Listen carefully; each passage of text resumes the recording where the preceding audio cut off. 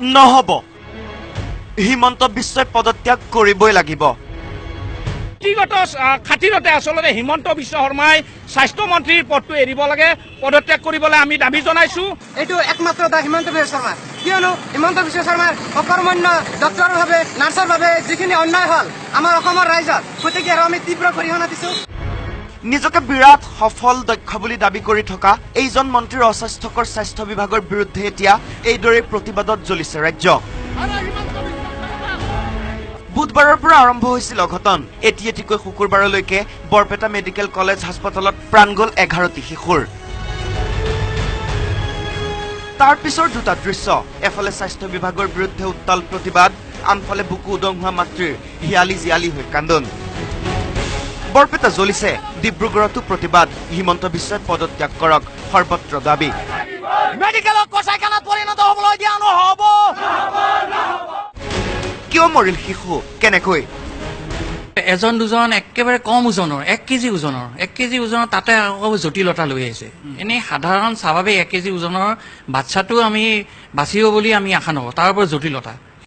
নিজকে নিৰ্দোষী সজাই চিকিৎসকৰ যুক্তি এইবোৰ কোনোবাজনে কয় শিশুকেইটাই কান্দিব পৰা নাছিল আন এজনে কয় শিশুকেইটাৰ ওজন কম আছিল স্বাস্থ্যমন্ত্ৰীয়ে কি কয় শুনক মেডিকেলি গোটেইকেইটা কেছে বেয়া আছিল বুলি মোক তাৰ অধ্যক্ষ আৰু সুপাৰিনটেণ্ডেণ্টে জনাইছে যে কেছকেইটা মেডিকেলিয়ে বেয়া আছিলে ইয়াত কোনো